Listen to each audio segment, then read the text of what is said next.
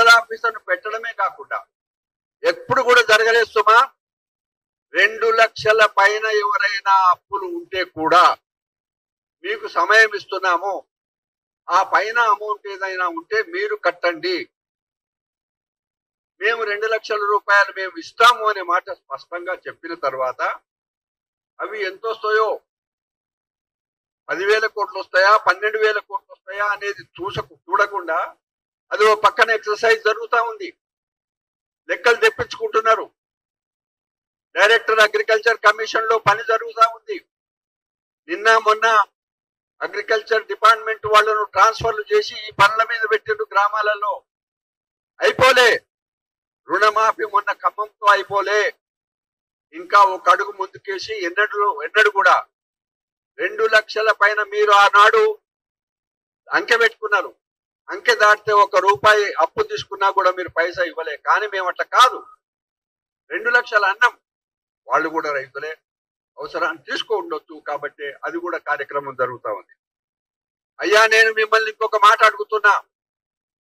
కేటీఆర్ గారు, మీరు ఆ రోజు సకాలంలో అప్పులు మాఫీ చేయకపోవడం వల్ల, అంచెల వారీగా చేయడం వల్ల, ఆలస్యం జరగడం వల్ల రైతాంగం అంతా కూడా పెట్టుబడి గురించి అప్పుల పాలు, ప్రైవేట్ అప్పులు తెచ్చుకున్నారు.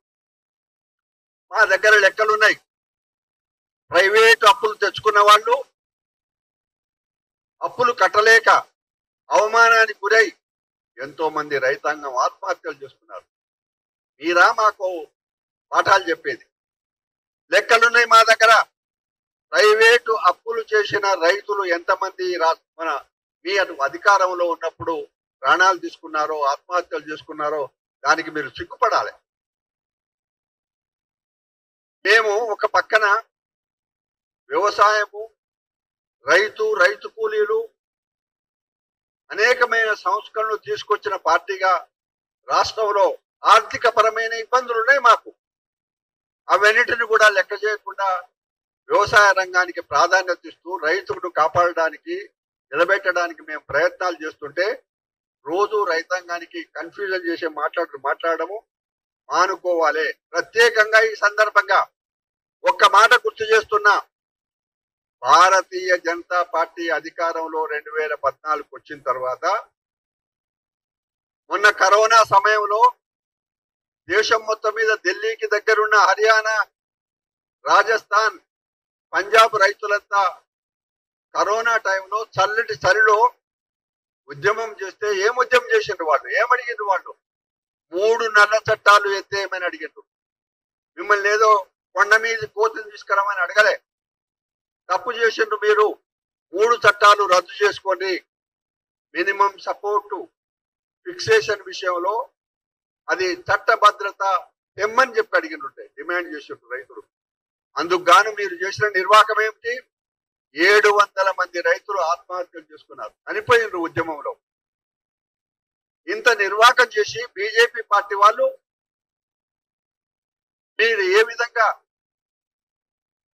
అసెంబ్లీ ముందున్న ఇది అక్కడ స్తూపం దగ్గర పోయి మీరు ధర్నా చేస్తున్నారు. మీకు నైతిక హక్కు లేదు. మీరు అధికారంలో ఉన్న 10 సంవత్సరాల పాటు రైతులు రాసి రంపాన పెట్టుకున్నారు. 3 చట్టాల ప్రధానమంత్రి గారు ఓట్లు తక్కువ వచ్చినమని భయపడి నేను ఉపసంహరించుకున్నా అని చెప్పిండు. కానీ తర్వాత పార్లమెంటు సమావేశాలలో ఎన్నడూ కూడా ఈ చర్చకు సమాధానం ఇవ్వలే. ఈ రోజు వరకు కూడా ప్రధానమంత్రి కానీ, అగ్రికల్చర్ మినిస్టర్ కానీ మేము చట్టంలో మినిమం సపోర్ట్ ప్రైస్ను పెడతాము, చట్టబద్ధత తెస్తాము అనే మాట ఒక్క మాట కూడా మాట్లాడలే. అట్లాంటి మీరు దేశంలో రైతాంగాన్ని ఇబ్బంది పెట్టిన మీ పార్టీ, మీరు పోయి అధికార వాంఛతోని ఏ సమస్యను తీసుకోవాలనో ఆ సమస్య తీసుకోకుండా మీరు అక్కడ అమరవీరుల స్తూపం దగ్గర ధర్నా చేయడం, ఇది ఎంతవరకు సబబు? మీరు ఒకసారి మీ గుండె మీద చేయి వేసుకొని ఒకసారి ఆలోచన చేయండి.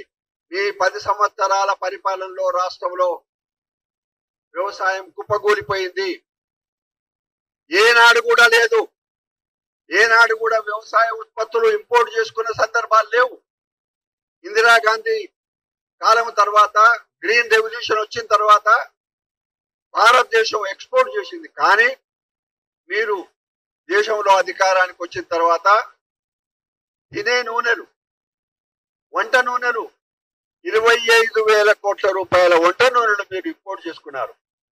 ఆ ఇంపోర్ట్ ఎవరికి ఇచ్చిండ్రు? అదానీ అంబానీలకు ఇచ్చిండు. మీరు ఇదా మీ నీతి? మీరా మాట్లాడేది వ్యవసాయం గురించి, రైతుల గురించి?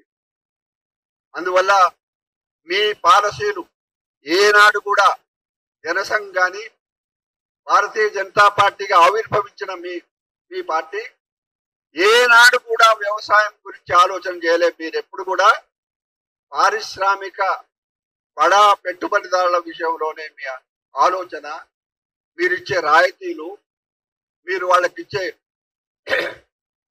అప్పుల మాఫీ. అందువల్ల కాంగ్రెస్ పార్టీ పాలసీ అట్లా కాదు. వ్యవసాయం ప్రధానంగా, సేమ్ టైం పరిశ్రమలు కూడా అదే విధంగా మేము దానికి ప్రాధాన్యత ఇస్తున్నాము. కానీ మీరు భారతదేశంలో ఈ విధంగా అన్యాయంగా మీరు 10 సంవత్సరాలు చేసిన ప్రతి ఒక్కరు కూడా ఏం జరిగిందండి? ఆనాడు మీరు నోటుబందీ అన్నారు. ఎవరికి మేలు జరిగింది? ఆనాడు నోటుబందీ జరిగినప్పుడు ఉత్తమ్ కుమార్ రెడ్డి ఇక్కడ పిసిసి ప్రెసిడెంట్ గా ఉండే, మేము డెలిగేషన్ వెళ్ళి ఇక్కడున్న reserve bank of India regional office లో పోయి బతిలాడుకున్నాం.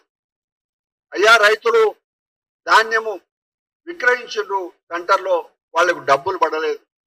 మా అభ్యర్థన మేరకు, మేము ప్రతిపక్షంలో ఉండి మేము అభ్యర్థన మేరకు 250 కోట్ల రూపాయలు ఈ రాష్ట్రానికి వస్తే అప్పుడు రైతాంగానికి డబ్బులు ఖాతాలో పడ్డాయి.